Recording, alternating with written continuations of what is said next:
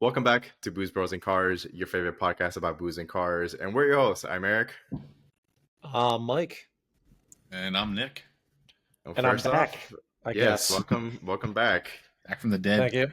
Thank you. I don't know about dead, but wow. Had to take a hiatus for a few weeks, about a month. So yeah, you were basically dead to us for like a month. I know. I kind of abandoned you guys for a little bit, but I knew I left it in good hands. I knew you guys could handle it. Good reason. So. Good reason.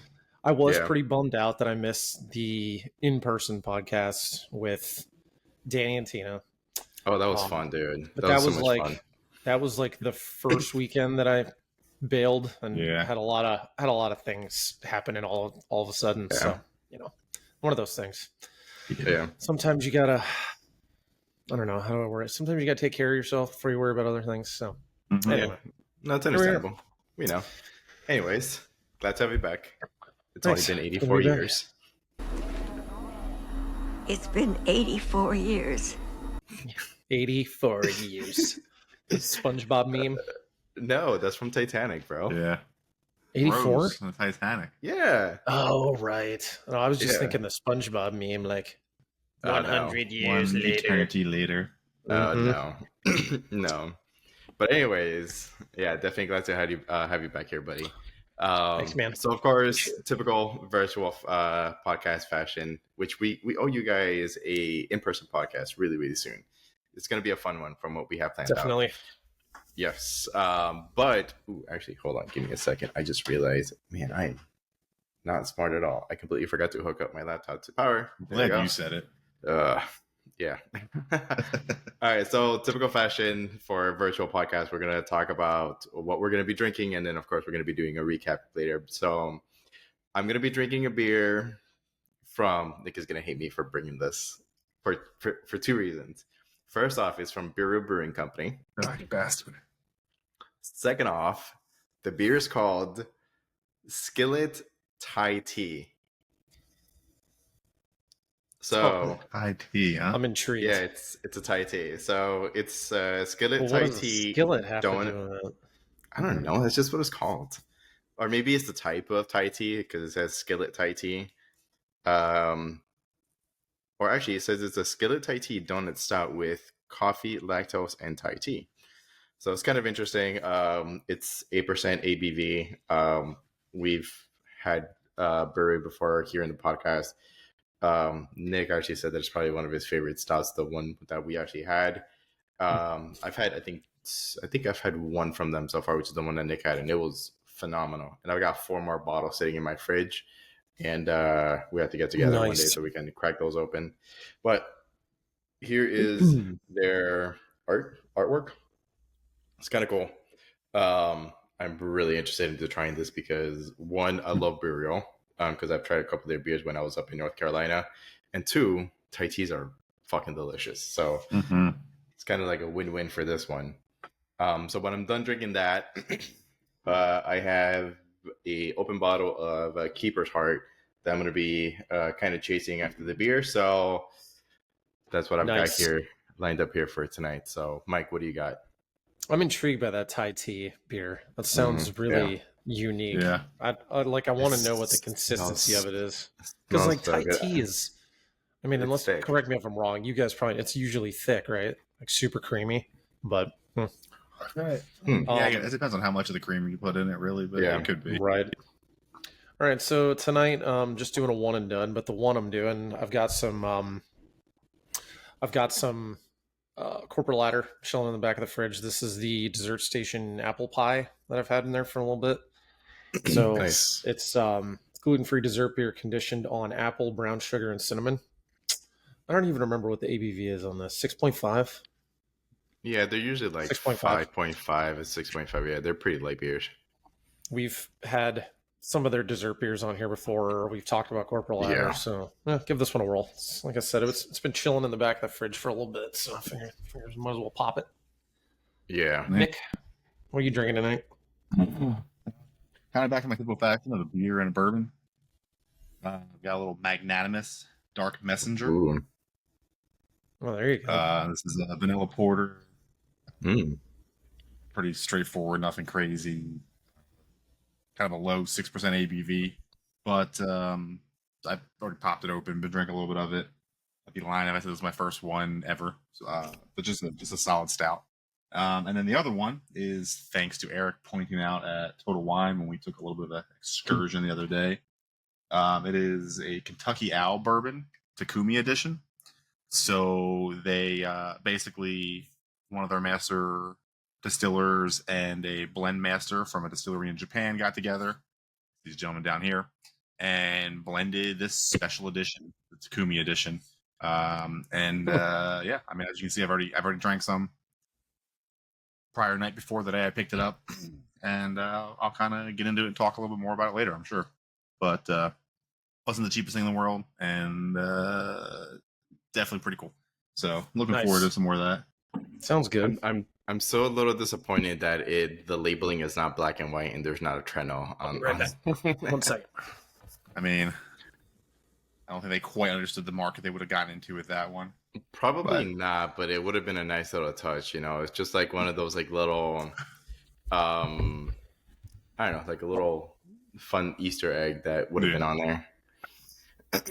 But anywho, all right, let's go ahead and jump right into it. So one thing, we have a few talking points here that we did want to bring up. So the first up, news kind of came about like 3 or 4 days ago or so, but apparently Mitsubishi, which surprisingly is still a brand that is ongoing, but apparently, and pull up my screen here to show you guys. Apparently there's a dealership that's actually suing them because it's impossible to make money. And apparently the dealership that actually is pursuing legal actions against Mitsubishi Motors, it's actually one of their staple dealerships, which actually I'm assuming actually turns over a lot of vehicles, and they're still not making money, which is kind of crazy to think. I'm very interested in actually hearing what Nick has to say, considering the fact that being in the industry. Yep, he's in the industry. So to some of that, people simply assume that dealerships just rake in money for every car they sell and think there's these massive discounts that can be given. The margins are small as shit. You know what I mean? Unless we're talking about like a massive heavy duty truck or equipment or something like that. I mean, the margins are low single digit percentages. I mean, they are not what people think they are. Some brands are worse than others. I can tell you Mazda have very small margins. Mitsubishi have very small margins. That is being shown now. I'll happily talk about a little bit more where I think they've gone wrong and stuff like that, but I'll give you guys a chance to speak up a little bit more before I kind of give my reasons for why I think the brand is just needs to be defunct and go away.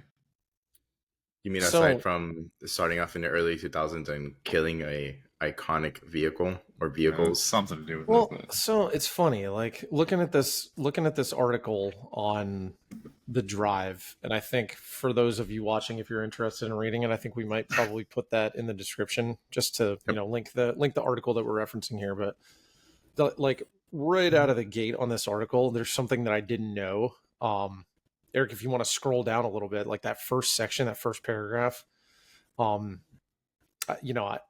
did not know that they produced a car called the Model A. It was the first ever mass production car for Japanese market. Didn't know that. That's super interesting, and that's such a thing to hang your hat on, I guess. You know, as a manufacturer, that's pretty cool to have the first ever production vehicle in an area, and now look at them. Like that's the sad part is you start off with such a bang like that.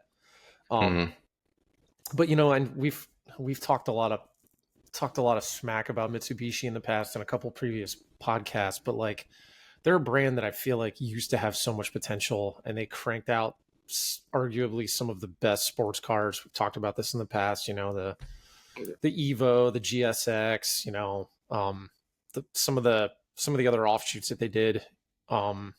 Eclipses, the GTOs in the 80s, like a lot of really cool stuff. And then they've kind of just fallen flat on their face, and they're going the same way as everybody else. They're making a couple different SUVs available in the market, which, I don't know. They don't look terrible, I guess, but they just look like a basic blah SUV. Like they don't have any personality anymore.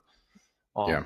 But when you read stuff like this, it's like, and to Nick's point, like talking about the margins and stuff, like if dealerships are basically saying like, I mean, not only are they saying the relationship is not working, but I want to say right here, it says that they're basically filed a lawsuit against Mitsubishi calling the automaker a fraud, a liar, and a downright saboteur. So like for a dealership to basically call out the manufacturer and tell them they're sabotaging their business, that's pretty bad. Like makes me wonder how many other dealerships are going to follow suit with this. Like, is this going to become a snowball effect that's really going to hurt them in the long run? I think you'll see it be that because recently one that I wasn't involved in, but I was with a dealer and a brand that was involved in something like this. Genesis. When Genesis first came to the U.S., they tried to piggyback in on Hyundai, and in a way that some dealer agreements, well, the federal government backed them up a little bit. But then when they finally did get launched, they began talking about their plans to cut out some of the Hyundai dealerships that wanted to also be Genesis and limit the number of Genesis dealerships in the country. And this was found to basically breach a bunch of state dealer contracts or state franchise agreements. So you had a handful of states, I think Louisiana and Alabama were two big ones where dealer coalition groups got together and sued Genesis for that, which they then changed their wording and how they were going to do things. And they made it very clear, basically, and said, if you wish to do this, these are the standards we expect. This is the building we expect by such and such date and time. And this is the kind of numbers and customer service scores that we expect. And if you can't do it, we have a right to yank our name off of your building. So, which I wholeheartedly agree with. It was basically a bunch of dealers just got their panties in a bunch, knowing they wouldn't have hit the metrics pretty much and just wanted to say they were a Genesis dealership. Stomp their feet. Just stomp their feet. Exactly. It's been done before. And I'm not saying that was a bad reason or not a legit reason for Genesis, but I think it's going to be a very legit reason for this. So, but I think, and some definite similarities to that, but I also think that's a little bit of a different situation because you have Genesis started off as a Hyundai brand. Like Genesis became its own identity after the fact. So I could see kind of those dealerships getting a little butthurt about the not getting the ability. They didn't have the right to do what they did. They got some things set straight, and the wording changed a little bit to be a bit more fair for growth into that opportunity. No, on the flip side, though, I do feel like Hyundai should have done maybe a better job then of like kind of like offering a first right of refusal sort of thing. And maybe that's what you're talking about, how they amended some of the contracts and stuff. But like, I feel like maybe that would have been the correct way to go here. Like, hey, this is what we're doing. This is kind of what they ultimately started to do was offer an out with a financial benefit to the dealer if they did not wish to take the franchise. Basically, one of those, hey, we'll pay for your inventory, we'll move into another dealership, we'll help make you whole, basically, and then some if we can. So that's kind of what came about for some of it. Which, if I remember correctly, lo and behold, the ones that raised the biggest stink were some of the first ones to take the buyout and get the hell out. Like they really had no interest in actually truly going full force into it. So it was really just bullshit and their weakness was speaking. Sounds a little harsh, but that's just kind of how I see it. As far as Mitsu, you've got a couple problems. You've got a handful of problems. Number one, a lot of problems. Their primary owner is Nissan. Nissan owns 34% of Mitsubishi Motors. And I've had my share of thoughts on Nissan. What once was a great Japanese brand, now is a train wreck in the United States. What they built for us, I have a Japanese one, totally different. Which is happening drive Ultima, if we haven't mentioned that lately. Anyway, so you've got that. That's the first thing. Is the same leadership that make I think one brand a train wreck is also partially involved in this brand.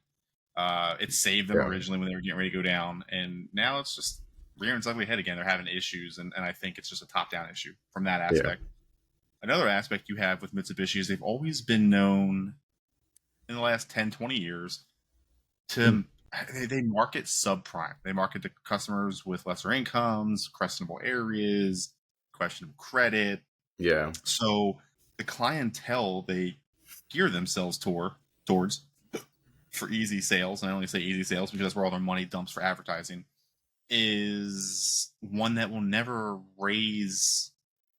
elevate the brand higher than it is. It's always going to be seen as this subpar, substandard, less, I'm not going to say cheap, but less expensive brand, because that's really what they are. They for the longest time they had the least expensive third row SUVs by $8 to $10,000 from the entry level third row.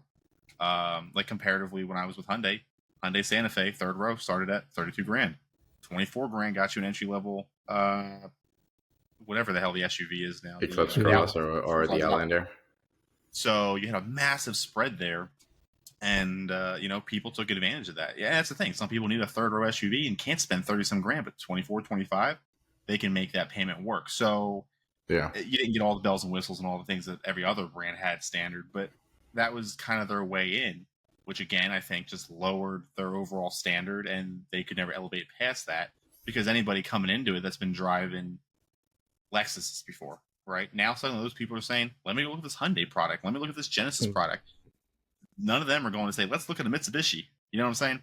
There's no cross shop from premium brands or anything like that. Again, they're stuck in a lower level quality zone of auto manufacturers. Well, and then you've got, obviously, according to these guys, no support from the manufacturer, which is huge, from funding deals if they're the finance company, to logistics getting the cars to you, to paying out warranty claims to fix the cars. And then on top of that, like, your service should make more money than sales. That's just the way this works. That's how we keep the lights on.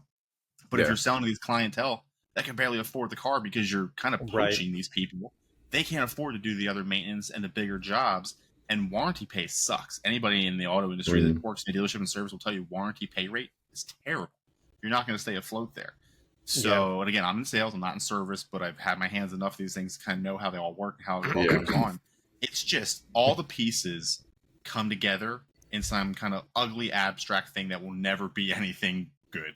Like it's never going to be a Picasso kind of abstract. It's more so a 3-year-old drew it and then threw up on it after. So, like, I don't know how else to really explain it. Yeah. It's just a train wreck, and they need to start over. They just need to start over, or just go away. Yeah, I hate to say that, but they're not the brand that we loved back in the 90s and early 2000s. They're dead.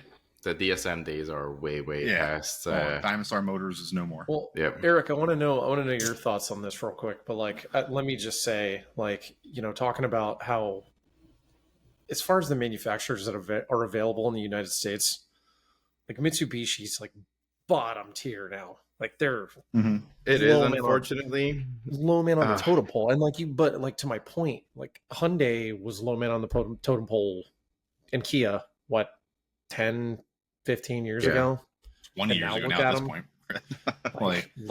Look at them now, and they're coming out. And I know you guys on the last podcast talked about the Envision 74, the concept that's coming to reality type thing.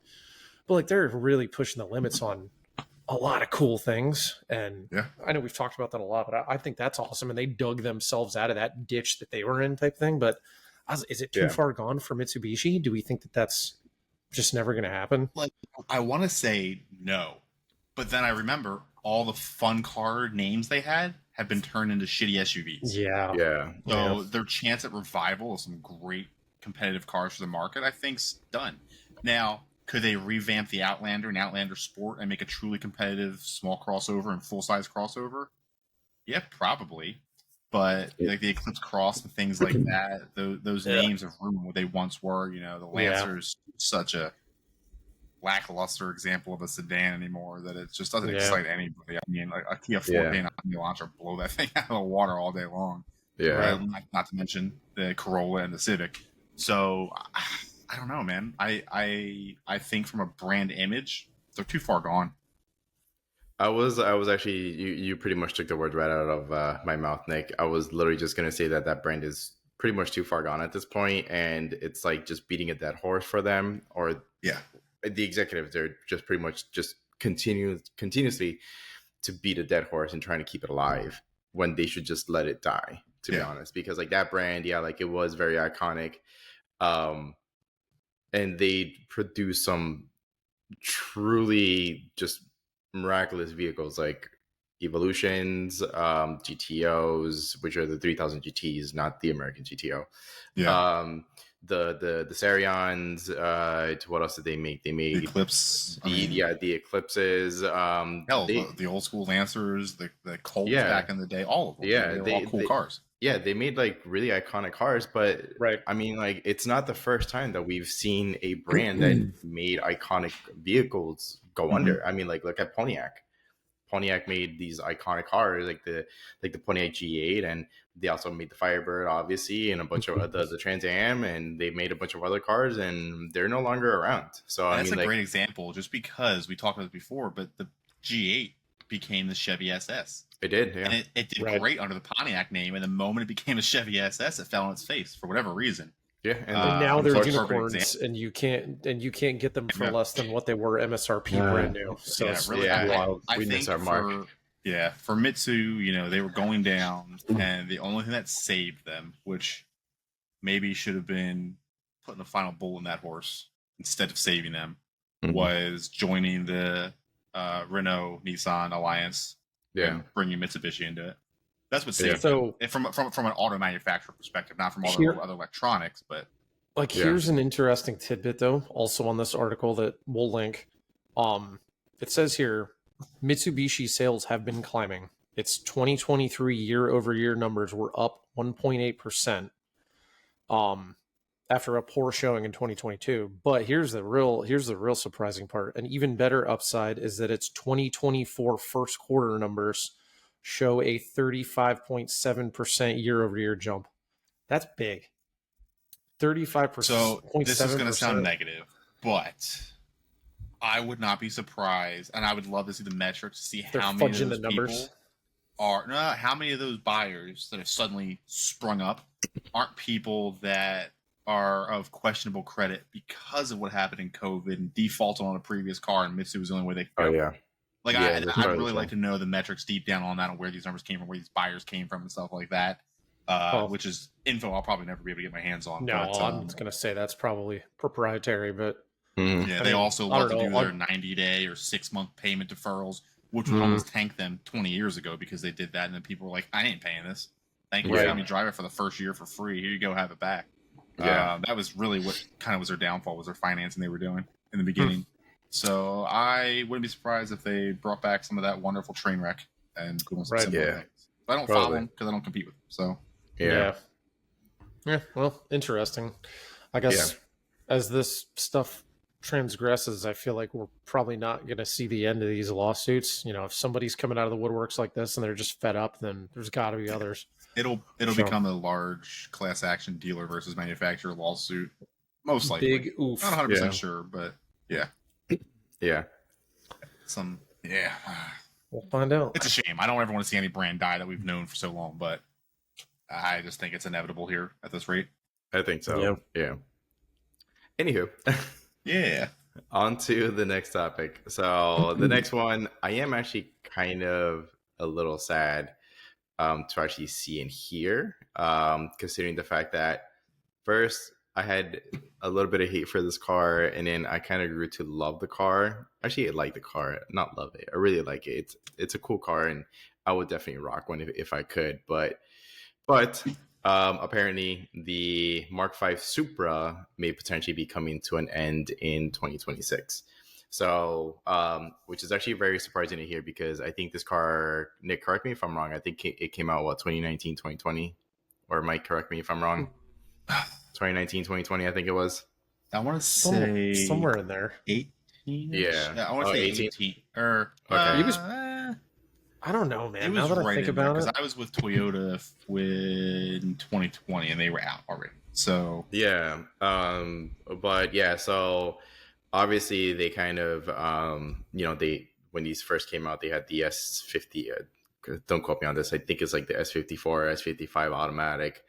And then a year or two ago, they released the B58, which is actually a lot better motor than the S55 or S54 with a manual transmission. And unfortunately, the sales of these cars actually didn't do as great as Toyota was anticipating and hoping for, which is very weird because if I was in the market for one of these, I definitely would have scooped it up. But obviously, I wasn't in the market for a Supra. But So I mean, May of 2019, by the way, okay, man, is There the you go. when it was first released. So a little bit pre-COVID, but yeah. I mean, I don't. I think one like we've talked about this before, but I feel like they missed the price point mark. Mhm. Like when it first came out and it had the 4-cylinder, like no, it had in the six. 2019. No, they came out with What's the that? six. They Oh, came it out with came the out with the six six. first. That's The right. four came out later. Yeah. Right. So, and I feel like that was reactionary because they realized the price point was going to be too high on the six. Because in 2019, I could probably look that up too. But I mean, this thing when it was brand new came out, it was 50 grand, right? Close A to little it, bit yeah, more. right Yeah, they around were. I 55. think they were spread from like 40 on the base 4-cylinder up to low 60s Well, when it on first maybe on released, 3.0. it was only the 6-cylinder, and I want to say they were like 50 grand, and that was 5 years Mhm. ago. So I Yeah, I mean, think it was like that's mid 50s. like people That's wanted it. But look right. at everything else that's come out. You know, like the NSX used to be a fantastic Acura. That thing is a supercar now. Look at Mm-hmm. for instance, I The know we talked about GTR. Honda before with a GTR. That's another one that's Yeah. can't get it. The Integra, the new Integra Type R, sweet cars. They're $50,000+. So I'm like, the pricing just They've basically priced doesn't it add up. like the entry level version of it at BMW, which again, it's not badged to Lexus, it's badged to No, Toyota. it's a Toyota. And Toyotas Yeah. are great cars, but to start talking about 60+ grand for two-door coupe, you've got two problems here. To me, is for a lot of people, a lot of people have friends that want to drive them, kids, wives, whatever, spouses, anything.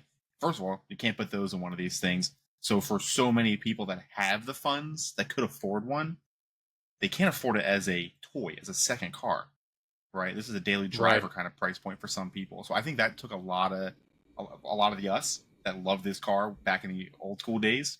Mm-hmm. And then all of a sudden it's like, hey, it's coming back. Oh my God, I can finally have my dream of a new Supra. And then it comes out and it is daily driver money for some people. like, For some people, just out of their daily driver money, Yeah.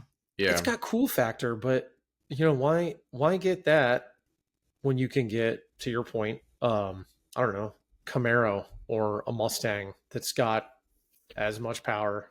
You can get a manual. It's got a V8. It's rear wheel drive. Yeah, all the It's got a V8s back have more seat. power. But What's that? So here's my input on when the Mark V actually came out. So I think Toyota took the approach completely the wrong direction, because obviously like the Mark IV Supra and even the Mark III Supra was pretty iconic as well. What were the competitors of the Supra back in like in mid to late 90s? RX-7. The RX-7, the Skyline, the VR4. Yeah, Sorta. the VR4. But this car, like the Mark V, is not a competitor to those cars. Instead, it's a competitor to something that's in a lower class.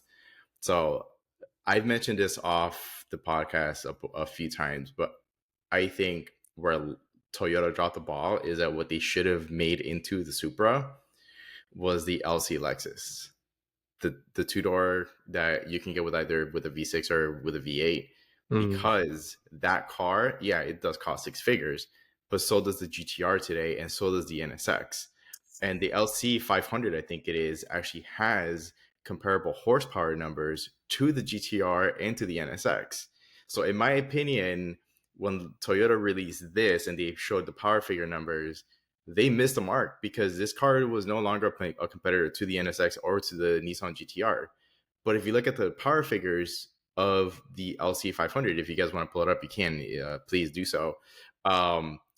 It is comparable to like the upper GTR. fours. Yeah, it's upper fours, closer to 5. 487 or something. It's the same Yeah. engine as the RCF and the GSF, the ISF. Yeah.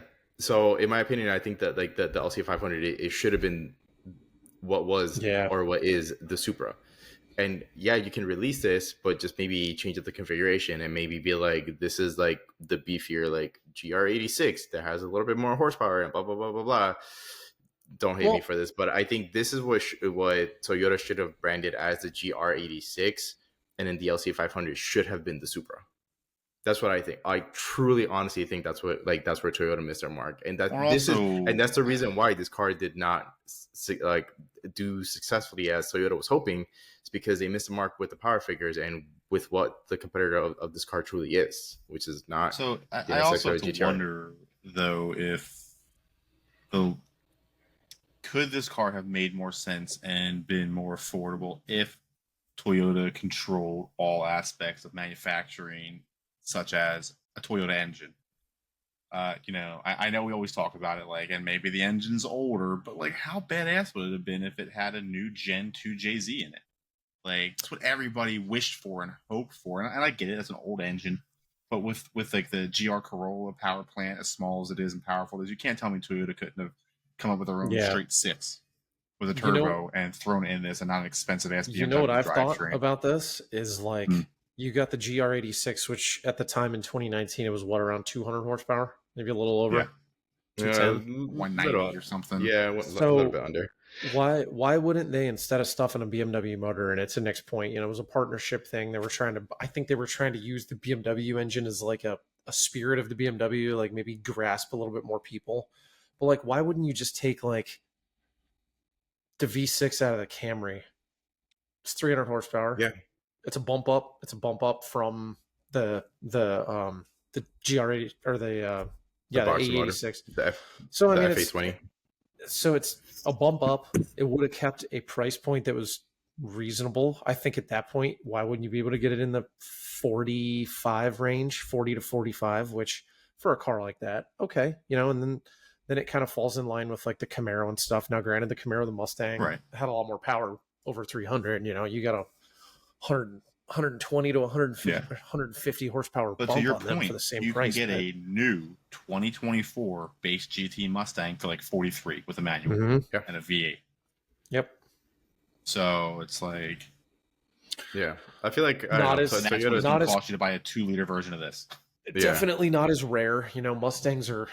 I hate to, no offense to this, Nick, but they're a dime a dozen. I mean, Mustangs are everywhere, but there's a reason for that as well. Because people can afford them. They're affordable, and it's a classic car, and to Ford's, a good thing is that they just produce enough of them to where they're available. It's not like the rarity of releasing the GR Corolla and everybody clamored for it, and then you couldn't get it, and then the Nissan 400Z, that was another one that was you want it? We can't. Sorry, we don't have them. We can't get them. They're not producing enough. That was another one that kind of fell flat on its face. So unfortunately, I mean, the Nissan 400Z definitely for sure is it was a cool car, it is a cool car, and the design and the concept for it brings the whole nostalgia thing because it makes it look like the 240 and the 280Z, which I'm all for it. Those are great cars. Actually, we saw awesome. Yeah, we saw a couple at the Revs Institute Cars and Coffee, and they're beautiful cars to this day, and they're 40 freaking 50-year-old cars. I still can barely see the 240 influence on the front end. I mean, I see it, but it's nothing like the 300ZX influence on the rear of that thing. It's different. Oh yeah. So I will say, now that we're talking about this, every day when I go to work, on the same spot on the same road, where right on my way to work, I see a 400Z. I think they must be dropping their kid off at the school right down the road or what, but it's white. It looks awesome. They look great. I just feel once again, for one, you couldn't get them. Two, the price point, it's a car that I feel like people wanted, but then it just comes, they just missed the mark by this much, Well, I mean, it's also to today's it's car buying market with brand new vehicles. Nick is very, very familiar with this. No, it's just as soon as a very desirable car is released, there's markups on it. And well, that was one of the things about the 400Z is that was another thing is it had pretty significant markups on it when they got them. And I get it, it's rare, It was a timing thing too, post-COVID, some supply chain issues. Yeah, that too. We're past that. Realistically, we're back into a buyer's market now. For the most part, it's a bit better blended than it usually were, but we're very much in a good win-win for dealers and consumers now. Everything's kind of getting much better there. There's availability, there's rebates, there's special financing.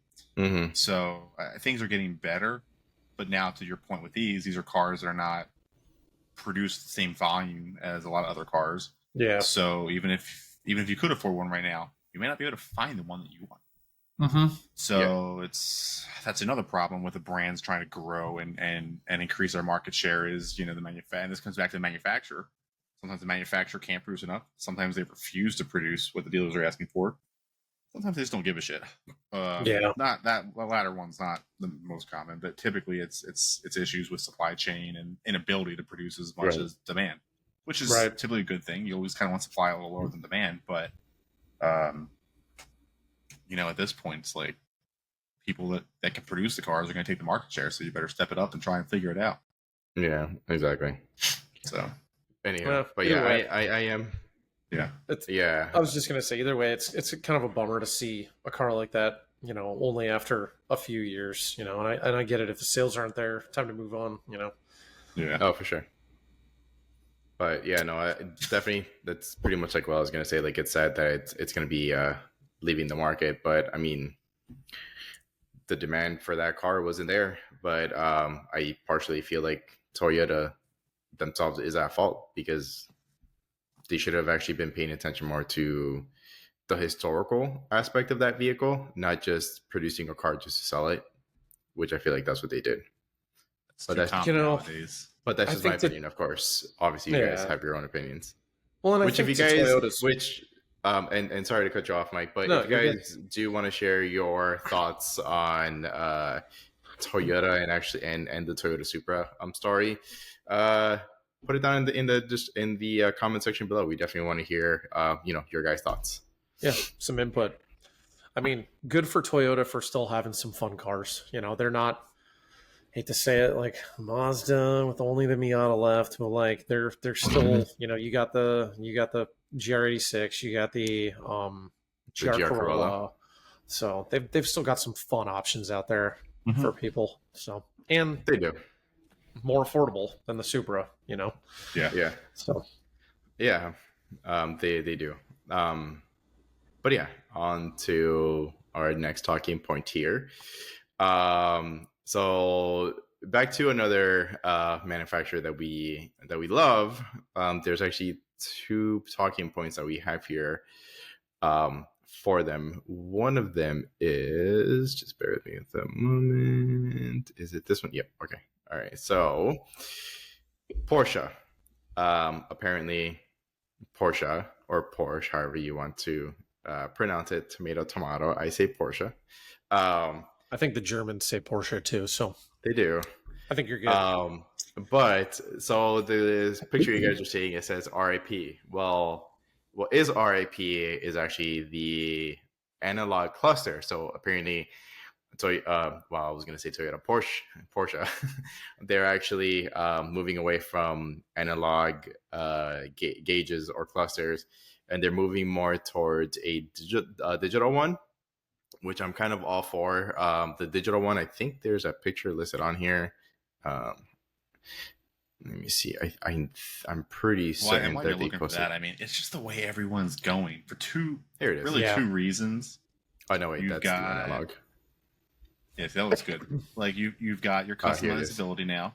Like you've got Ford doing the Mustang with all like the OG gauge cluster looks and stuff like that. I mean, hell, my Explorer's got multiple gauge cluster options and it's all digital based on my drive modes. But the other cool thing, I think this is going to let them really do well, like what the vets do and stuff like that, is now you can start having like more of that racetrack type tech built into that digital cluster with your track timers and all that kind of stuff. G the meters, other brands are starting to do pretty heavily for that purpose. So it's all right there in front of the driver's face, not off to the side, not higher up. So I think this is going to let them do that, is put that racing tech way more in the driver's face if they want it. Let them move things around themselves and set up the way they want to drive. And I'm all for that. If it's customization for the sake of the driver and they're in my cockpit, yes, I want that control. Yeah. Oh, I 100% agree because, and I was going to add on to something that you were saying, aside from the whole customization thing for the driver modes, is that digital gauge clusters, believe it or not, and this has actually been proven, they're more accurate than analog. revelation wise and speed wise. So not only are you going to get more accurate RPM readings on your car, especially if you modify it, because everybody and their mother knows that if you ever see a Porsche or Porsche missing the rear bumper and you see two big ass nails behind it, do not race it because it will fuck up your day. So it'll at least be able to read the revs a lot more accurately while you're banging through gears. So one car actually, to kind of derail this and bring back Lexus, but the LFA is a great example. They didn't put a analog cluster in that car because a digital one was able to read the RPMs a lot more accurately because of that high revving V10 or fast revving V10. Anyways, Mike, you were going to say something. No, I was just going to say, you know, I feel like there's a lot of people that have owned a lot of Porsches, and like this is going to, you know, it's tearing their soul out. You know, they're going digital. It's not as it just doesn't have the spirit the same as like an analog cluster. But I don't know. To Nick's point, it's just the way that everything is going. I mean, digital to Eric's point, they're more accurate. There's a lot more customizable features to it, but it's just thing for them. It's just the way that it's going, and like I don't think that a digital cluster is going to be out of place in a Porsche. I just don't think. Another thing on the interior, and I don't know if you were going to lead up to this, Eric, is I read that with the digital dash, they're also ditching manual keys and are going to push button start. I kind of figured that was going to be the case, and I didn't even know that they still had actual like. I didn't either. I had so no a lot idea of them had the slot for the fobs, not all of them, because like if you look at like the Panameras and stuff, the key is shaped like the car. So a lot of them have kind of gone away from that. But the one thing that I love that they still do is put the start button on the far left. Yeah, left side. Yep. Yeah. So which apparently they're keeping the push button there, but apparently that's another thing like people might get pissed about is like it's not a they need to understand the reason for it. And, I thought you meant for this where the button is. But well, I was gonna say that. I was gonna say that. So if anybody knows, we know, obviously, but if anybody knows as to why Porsche actually has their turnkey or push button start on the left side of the steering wheel versus the right, like every other manufacturer, put it in the comment section below. We definitely want to check and see. This is more like a little trivia for all of our viewers and listeners. Put it in the comment section. We definitely want to see who actually knows the reasoning behind that. It's obviously something very historical with Porsche or Porsche.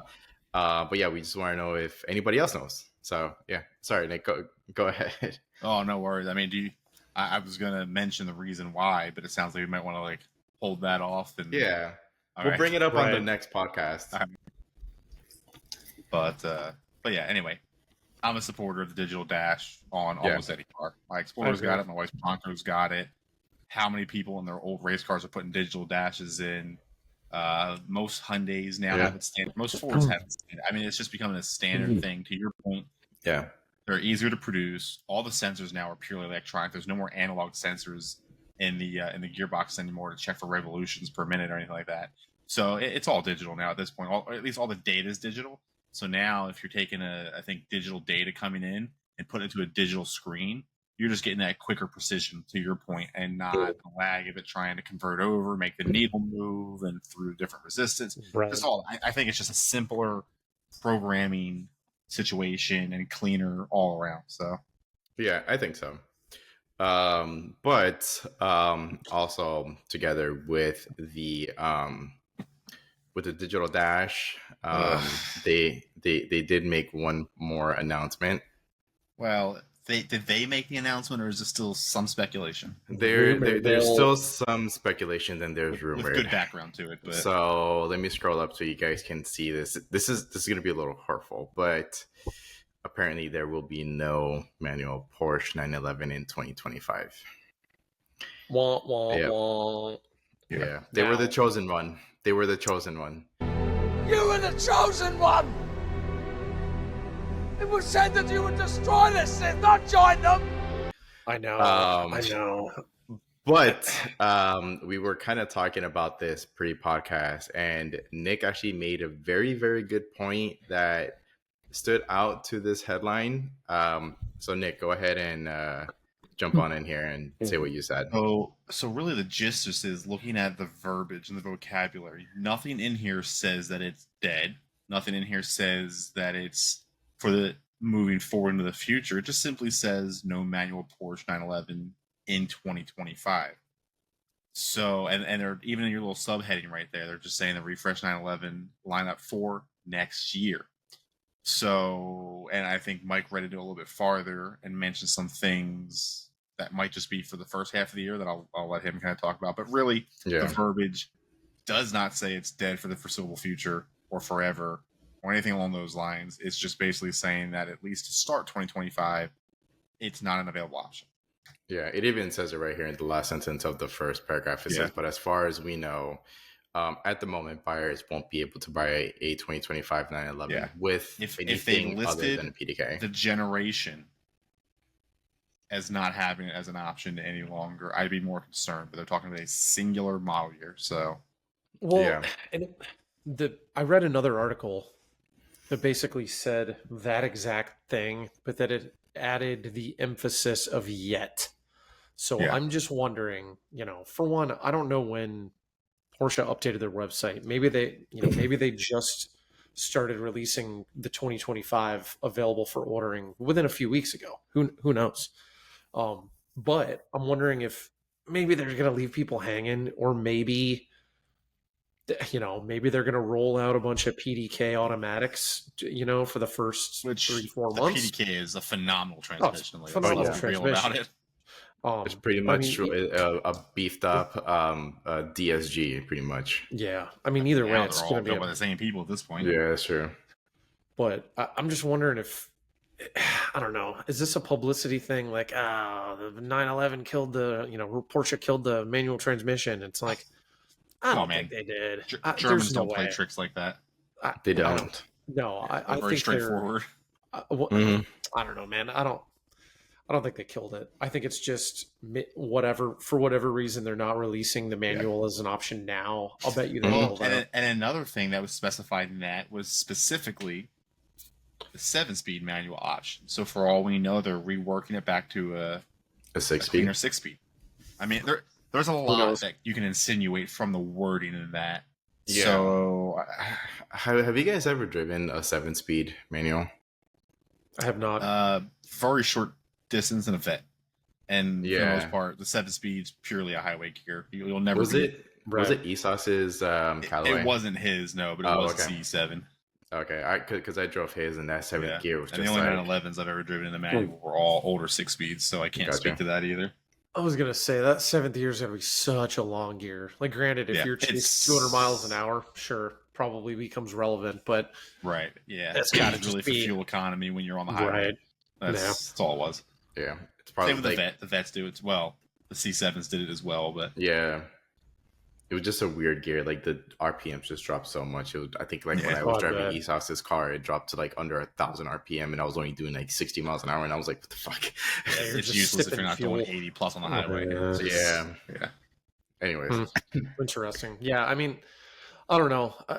They're one of those manufacturers that I think is going to hold on to that as long as they possibly can. If they go an entire year and not one person orders a manual, then all right, sure. But there's still a lot of purists out there that I think are just not going to let this slide. So this has got to be some sort of, I think the reason why we haven't actually seen someone from Porsche come out and say it, or the fact that it's very vague in the wording in all these articles, means that they're, it's not dead. They're just messing around.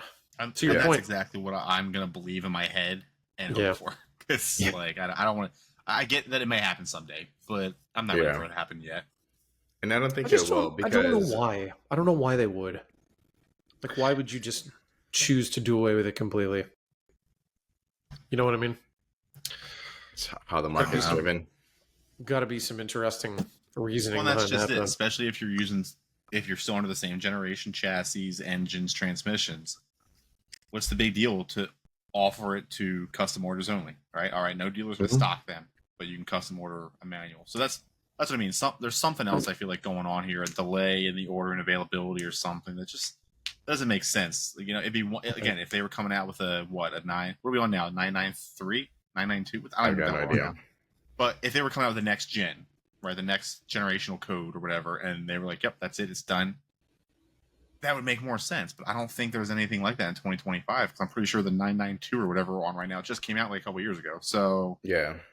I don't see this as a generational change. I see this as more as maybe just delay in offering on the order banks. Right.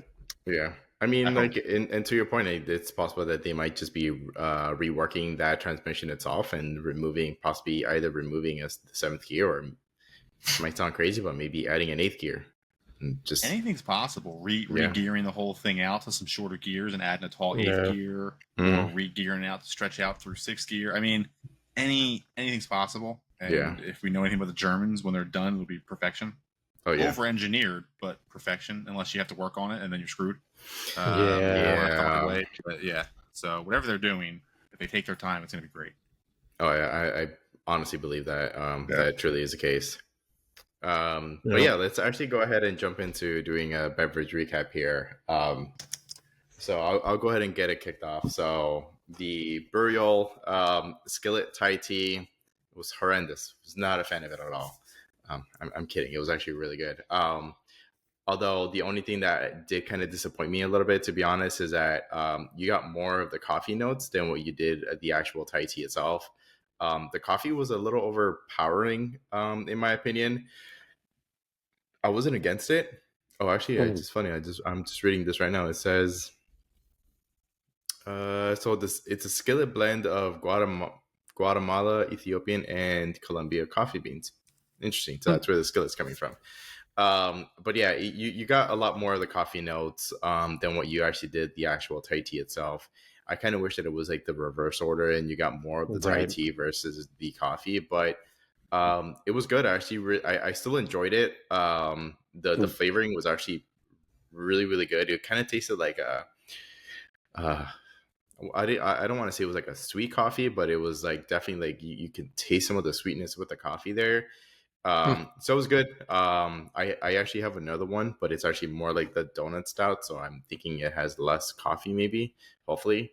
But yeah, I'm looking forward to the other Burial skillet Thai tea that I have.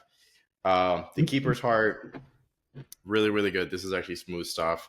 It's not like very smoky or anything like that, like any other like whiskey or bourbon and stuff like that. It is very flavorful. I'm pretty sure I've had this before on the podcast, but it's good. If you guys ever see this at the liquor store, go ahead and pick up a bottle. I think you guys will actually really enjoy that. It's nothing too crazy. It's 43% alcohol or 86 proof, but it's good. Actually, I'm really enjoying this.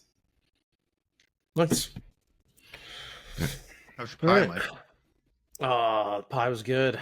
That was good. Everybody likes a good apple pie. What type of pie? Oh, apple pie. Okay. Does your wife know you're talking about this on camera? I mean, come on. It's fine. It's really good. So one thing that I did forget, like the dessert stations are a little thick, and I should have probably rolled this before I opened it. Oh no! Because like it was a little thin at the top, and now I'm down to like the bottom section. I'm down to the bottom section, and it is like straight apple puree, which is good. It's a good flavor, but good finisher. It's not. It is for sure. It's really not overly sweet. I get a ton of cinnamon. Like there's almost a little bit of bite from the amount of cinnamon that they put in it. It's almost like a baked apple kind of flavor. Kind of, yeah. I mean, it literally tastes like an apple pie. It's still, like even like the pastry aspect of it, but it's really good. Like I said, if I would have rolled it, I think it would have been a little more of a consistent experience. But that's just me. I forgot, and this was, like I said, I think a lot of it's fallen out just because it's been in the fridge for a little bit. But flavor's awesome. Yeah. It's really good. I don't drink a lot of those, but I pretty much forget to roll one every time I do it. Every time, man. You know, and when it says it right on the can, and I just don't. Like if it was fresh and I just got it within a month, probably it wouldn't be that bad. But like this has been in my fridge for probably 3 or 4 months, so yeah, it was about time. But it was good. I enjoyed it. What about you, Nick? Nice. So the Magnanimous Dark Messenger, it's gone. It's great. It's nothing like crazy, no crazy flavors. It's just truly a vanilla porter. Nice. With just some cool artwork. And it's great.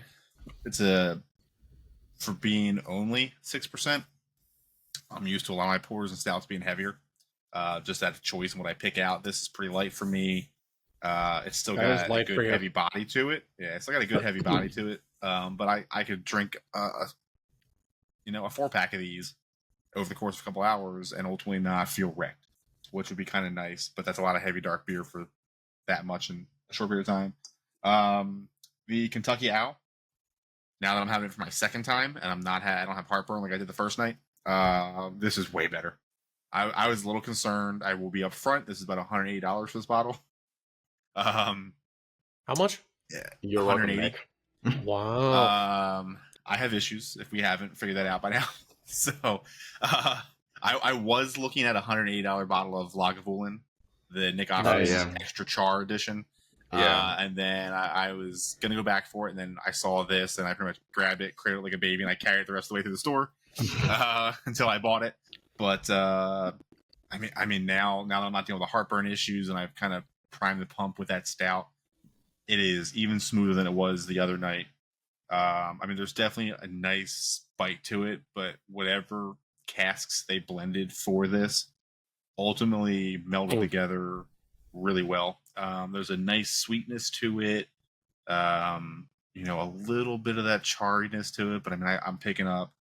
Again, I don't have the best palate for this stuff, so a lot of this, I'm by no means an expert in this kind of stuff, but I get a nice vanilla kind of up front and finish to it. Very smooth finish. For being, I believe it's, what is this thing? 100 proof, 50% alcohol.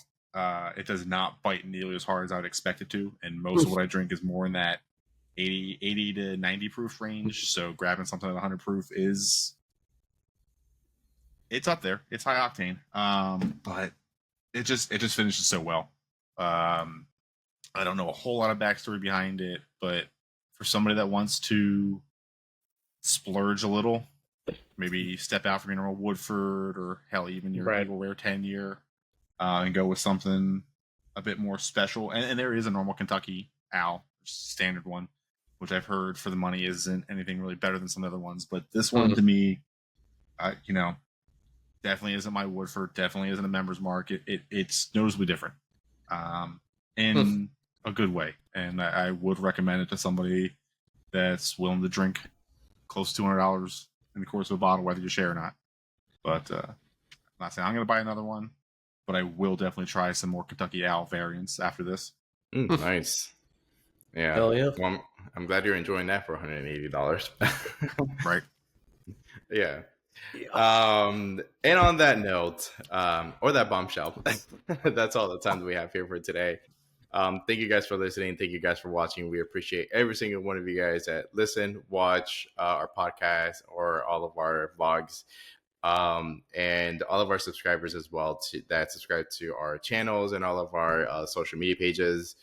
Remember to savor your brews and hit the road responsibly. Also, don't forget to hit the like button, comment, share, subscribe, all that good stuff. Cheers to booze and cars, and we'll catch you guys on the next upload. Cheers. Cheers.